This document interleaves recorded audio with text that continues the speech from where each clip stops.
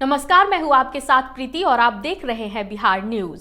फलका प्रखंड के गोविंदपुर पंचायत स्थित रंगाकोल गांव में वर्षों से कुश्ती का आयोजन होते आ रहा है। इस बार पूर्णिया सांसद संतोष कुशवाहा ने इस दंगल प्रतियोगिता का उद्घाटन किया।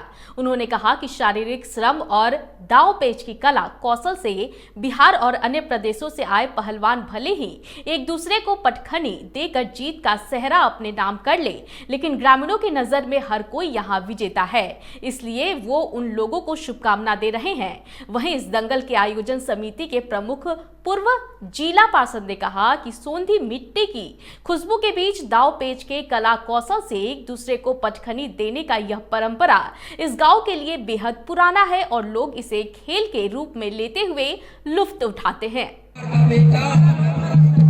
और एक बहुत ही अच्छा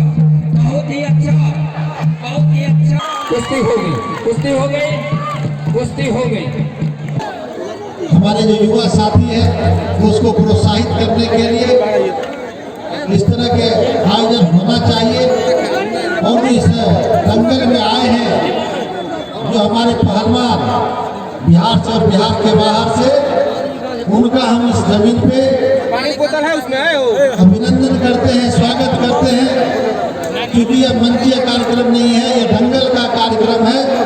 और जो पहलवान आए हैं उनको शुभकामना देते हैं कि आप निरंतर आगे बढ़िए, आप सफलता का परचम लहराने का काम करिए।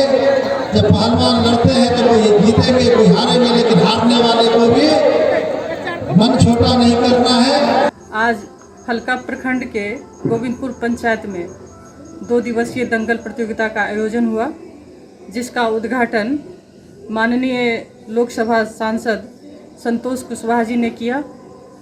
मुझे प्रसन्नता है कि आज भी मिट्टी की सौंधी खुशबू से ओतप्रोत प्राचीन खेल परंपरा जो शारीरिक बल और दांव पेचों से भरपूर होता है,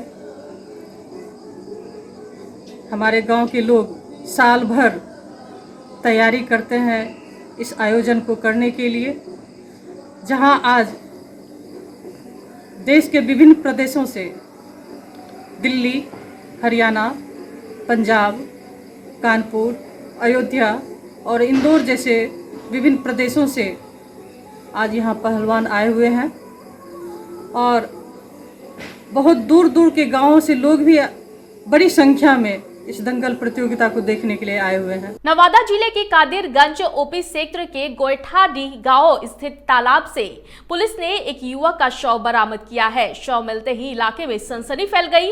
मृतक की पहचान उपेंद्र मांझी के रूप में की गई है। युवक की मौत तालाब में डूबने से हुई है या फिर किसी ने उसकी हत्या कर शव को तालाब में फेंक दिया है, यह अभी स्पष्ट नहीं हो पाया है। पहले ही बोलता तो बाहर से गया था, हम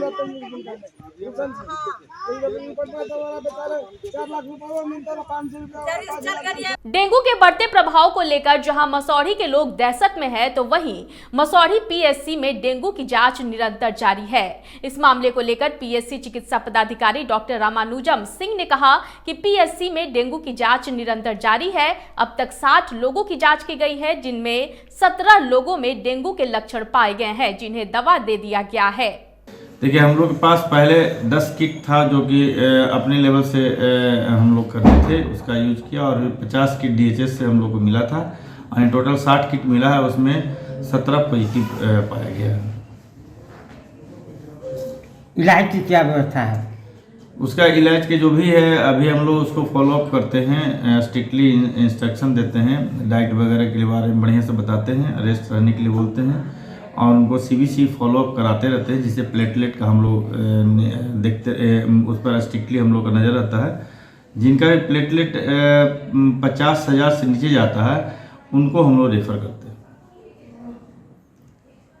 इसके लेकर नगर के लोग आमरण अनशन पर बैठने की तैयारी में है, तो अब हम लोग तो जो है हम लोग तो कर रहे हैं हमारे तरफ से, तो मैंने पहले से जिस समय से डेंगू हो रहा है जो भी किसी को हम लोग लौटा भी नहीं रहे हैं, लेकिन अब किट ख़त्म हुआ है, हम लोग अभी डिमांड भी किए हैं किट अवेलेबल होगा, तो आज भी डेंगू का किट ख़त्म हो गया है, कल देखते हैं, मिल जाएगा तो कल से हम लोग तो कर ही रहे हैं। जो इलाज उसका होना चाहिए वो हम लोग के द्वारा इलाज किया जा रहा है। सर ये डेंगू जो वायरस है, फीवर है, बीमारी है, इसके लिए जागरूकता फैलाई जा रही है सर? हाँ, जागरूकता तो हम लोग का सभी आशा के द्वारा भी बोला गया है कि जो भी फीवर के मरीज आते हैं, चाहे जिनको इस टाइप से सिम्टम्स है, उसको यहाँ लाना है और उसको चेक करवाना है। जो डेंगू के पीड़ित मरीज हैं सर, उनको क्या सलाह दी जा रही है? तो पीड़ित मरीज को तो हम लोग तो पहले ट्रीटमेंट बताते हैं, जो भी ट्रीटमेंट जो अंडर कंट्रोल है उसको तो हम लोग रेस्ट करके एडवाइस देते हैं और घर पर रहने के लिए बोलते हैं। यदि ज़रूरत पड़ेगी तो जिसको भी ज़रूरत पड़ता है उसको हम लोग 50,000 से नीचे जब आने लगता है तो उसको हम लोग रिफ़र करते हैं हायर सेंटर में। सर जिनको डेंगू हो जाता है या पीड़ित हो जाते हैं तो क्या PSC के द्वारा दवा दी जा रही है? तो जो दवा से चाहिए, जैसे जो मेन दवा है पैरासीटामोल है और सिम्टोमेटिक जैसा जो रहता है उसके हिसाब से ORS वगैरह यहाँ से दिया जाता है। जो भी ज़रूरत है, यदि ज़रूरत पड़ता है पानी चढ़ाने का तो पानी भी हम लोग चढ़ाते हैं। और स्ट्रिक्टली इंस्ट्रक्शन दिया जाता है कि इस तरह से डाइट लीजिए, पानी खूब पीजिए, अपना मच्छरदानी लगा के रहिए घर में, ताकि आपको मच्छर काटेगा, जो मच्छर उनको काटेगा वो तो इन्फेक्टेड हो जाएगा, तो आपके घर में और लोग को हो जाएगा। तो इस तरह से जो है उसका जो हम लोग कर रहे हैं। क्या सर ये लगता है कि जो डेंगू बीमारी है पूर्णतः वायरस है? हाँ, तो वायरस है ही, फैलता है मच्छर से, मच्छर काटने से ही फैलता है। वो दिन में काटता है और मतलब है कि आपको दिन में ही ज़्यादा ध्यान देना है। और अगल बगल में साफ़ पानी में चूँकि फैलता है तो आपको गमला में पानी है वो सब नहीं रहे, थोड़ा पानी यदि फ्लो हो रहा है। बिहार में 2 सीटों मोकामा और गोपालगंज में विधानसभा उपचुनाव होना है, जिसको लेकर चुनाव प्रचार के आखिरी दिन लोजपा रामविलास के राष्ट्रीय अध्यक्ष सह सांसद चिराग पासवान गोपालगंज पहुंचे। इस दौरान उन्होंने विकास कार्यों को लेकर मुख्यमंत्री नीतीश कुमार पर जमकर बरसे। मौके पर उन्होंने और क्या कुछ कहा है, आप सुने। बावजूद बिहार में वो विकास की योजनाएं धरातल पर नहीं उतर पाई, उसके सबसे बड़े जिम्मेदार अगर कोई है तो वो मुख्यमंत्री नीतीश कुमार जी है। इसीलिए अंत में यह आग्रह करना है कि ऐसे नेताओं को चुनकर बिहार की विधानसभा में भेजिए जो हमारे प्रधानमंत्री आदरणीय नरेंद्र मोदी जी की सोच को मजबूत करने का काम करें, जो मेरे नेता स्वर्गीय रामविलास पासवान जी के अधूरे सपनों को पूरा करने का काम करे। और इसीलिए आग्रह करता हूं कि हमारी बहन कुसुम देवी जी, जिनका पता है ना उसमें ईवीएम पे कौन से नंबर पर है, सबको पता है, सब लोग दिखाइए तो, सबको पता है 2 नंबर। हाँ, ये निशान किस चीज का निशान होता है? विक्ट्री का निशान होता है, विजय का निशान होता है। तो विजय तो पहले से ही सुनिश्चित है। इस बात को हम लोग को तय करना है कि 3 तारीख को कोई ना छूटे, कोई भी नहीं छूटना चाहिए। चाचा चाची, दादा दादी, नाना नानी, भाई बंधु, यार रिश्तेदार, सबको लेकर जाना है मतदान बूथ। भोजपुरी गायक और भाजपा सांसद मनोज तिवारी ने मोकामा विधानसभा क्षेत्र में भव्य रोड शो किया। इस रोड शो में लोगों का सैलाब उमड़ पड़ा। मनोज तिवारी को देखने के लिए लोग सड़क पर उमड़ पड़े। बढ़ैया बहा से शुरू हुआ रोड शो मोकामा पहुंचा। मनोज तिवारी का कदम कदम पर बैंड बाजे के साथ स्वागत किया गया। रोड शो में मनोज तिवारी ने भाजपा प्रत्याशी सोनम देवी के लिए हाथ जोड़कर समर्थन मांगा। नरेंद्र मोदी के नारे के साथ मनोज तिवारी का स्वागत किया गया।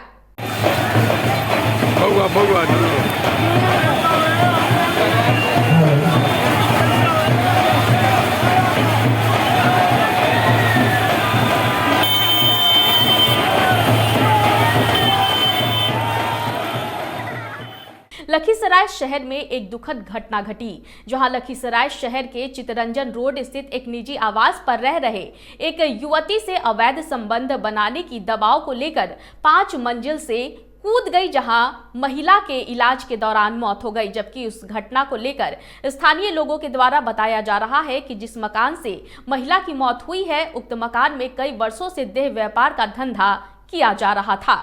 ये चितरंजन रोड टाउन थाना अंतर्गत आज सुबह सूचना मिली कि एक महिला 5 मंजिला बिल्डिंग से ऊपर से गिर गई है और गिरने के बाद उसकी हालत गंभीर है। तो थाना की टीम तुरंत वहाँ पहुँची।